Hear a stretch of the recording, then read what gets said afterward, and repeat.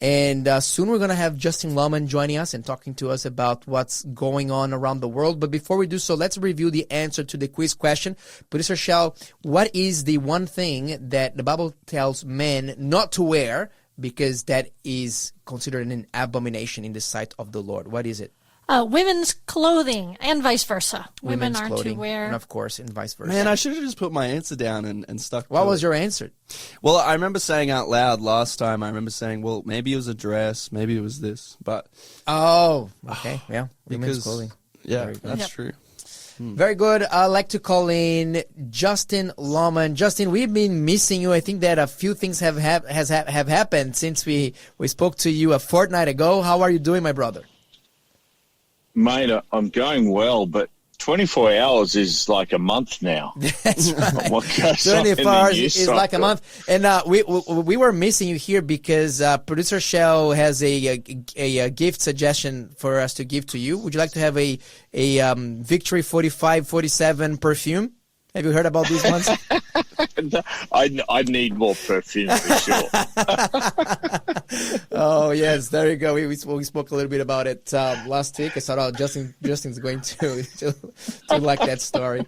So, Justin, tell us what's happening. What should we be keeping our eyes on? I just have to acknowledge what's happened in Texas, and I think that death toll's going to rise a lot more yet. Now, I know you guys have been talking about it, but it's just horrendous. And there's a lot of carnage all over the world. We don't have to look far. But I guess in the political thing, Donald Trump has got past what they call the big, beautiful bill. Yeah. Increasing the debt limit by $4.5 trillion. His way to get them out of the terrible economic situation they find themselves in, characterized mainly by debt and interest payments now, is to grow out of it, to spend more and to increase income. And that's his gamble. It's a big gamble.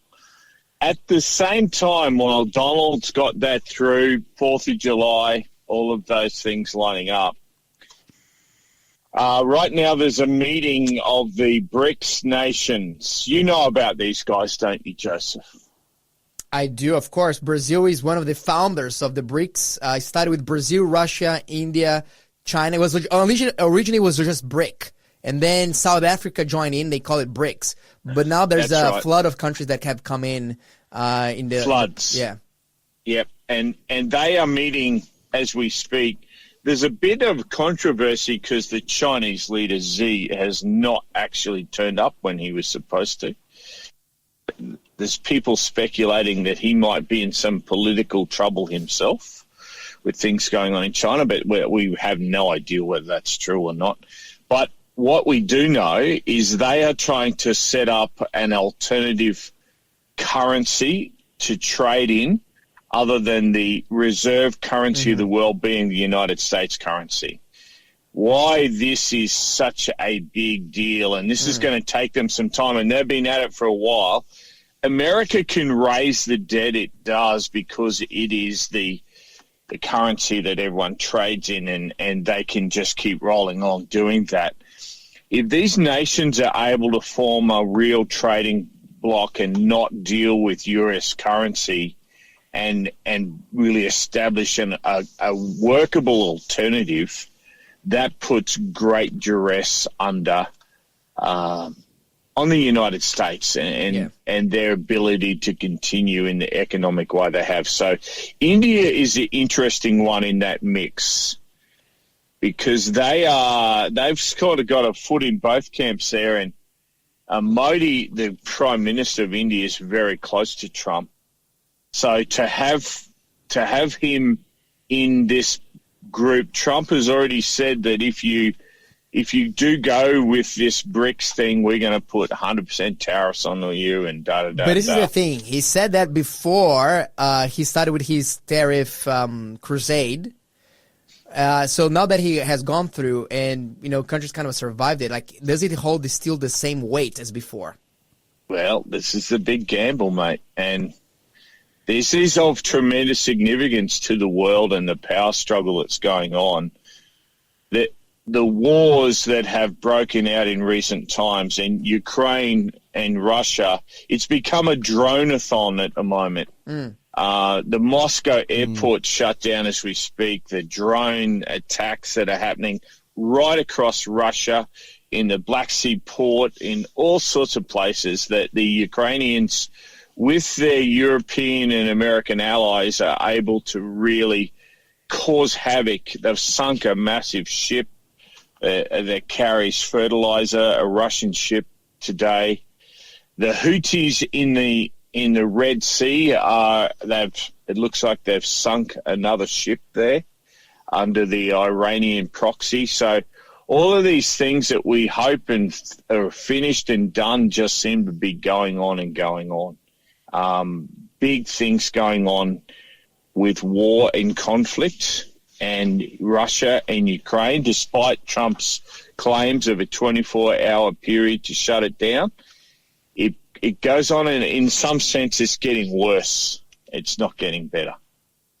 Yes, we haven't seen any alleviation, particularly in the Russia-Ukraine conflict. I was just listening to a testimony from a pastor in Ukraine, and he's running, church for kids, and a Russian missile landed nearby and exploded.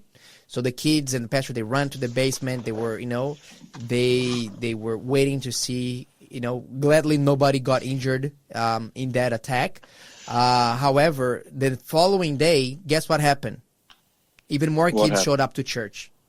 There you go. And so God is able to work in some really mysterious and amazing ways during these times. But he did say that a lot of these children in Ukraine, they're going to church and they're doing kids activities and kids churches. They have seen that lots of these kids have symptoms of post-traumatic stress because of during all this period, all this time that they're living in that war zone. And we are apparently sending some soldiers. We've got some involvement going on. We've supplied bushmasters and different things, and I just can't stand war and the destruction that it brings, and especially when you don't see, when Adolf Hitler was doing what he was doing, it seemed the world needed to respond. But the wars that are going on currently, it's crazy. In Iran, it appears that there's a purge on of anyone that's not faithful to the mullahs and the Republican. Ayatollahs. It's really bad in there at the moment. We're not hearing a lot in the news about Iran. Everyone thinks, that's over and done. But in fact, for the people internally, Mossad seems to still be operating there, still doing things, and then the Iranian regime is doing everything they can to counter that and purging their own citizens. So really terrible things going on there at the moment. I heard a news that it was being believed within the Iranian circles that up to 1 in every 4 officials in the Iranian army worked for Israel. So imagine the level of the witch hunt that happens in these kinds of circumstances. It wouldn't be good, mate. Everybody's innocent people. Yeah, absolutely, innocent people, and just the level of distrust that will exist there. And here in Australia. Okay, what's happening back here? At the ranch. Have you been following the Aaron Patterson's case, the mushroom trial? I try not to, but it's hard to avoid it. It is. I don't like mushrooms, and so I'm not about to eat mushroom stew. But they don't seem to be able to come to a conclusion here, mate. Yeah. And what do you think's going to happen? Look, you're always asking me like the tricky ones. I actually think that I'm not a prophet, not a son of a prophet, but I think that because the bar of beyond reasonable doubt is such a high bar from the standards, and because the jury needs to be unanimous, so out of I think that they have 12 people in the jury, 7 men and 5 women. If one of them says, "Look, I don't think she did it," there's enough loopholes to believe that it was a genuine mistake. If if they do not reach a unanimous consensus there, she's free. She cannot be considered guilty. So I think that it would be very, very hard for everyone to condemn her beyond reasonable doubt. Especially, and I think this we have had some really big miscarriages of justice before happening. Lindy Chamberlain being one of them. Classic. And I don't think that anybody wants to kind of carry the weight of that anymore. So I think the jury will be very, very careful in really seeing, is it beyond reasonable doubt? And because Erin Patterson does not have a clear motive to do what she did, the prosecution didn't present one, and the defense says, look, she actually had motives not to do it. So I think that my humble opinion here, I believe she's going to be acquitted. But look, who knows? I think the longer it goes, the better it is. And honestly, if she did do this deliberately, she's quite mad.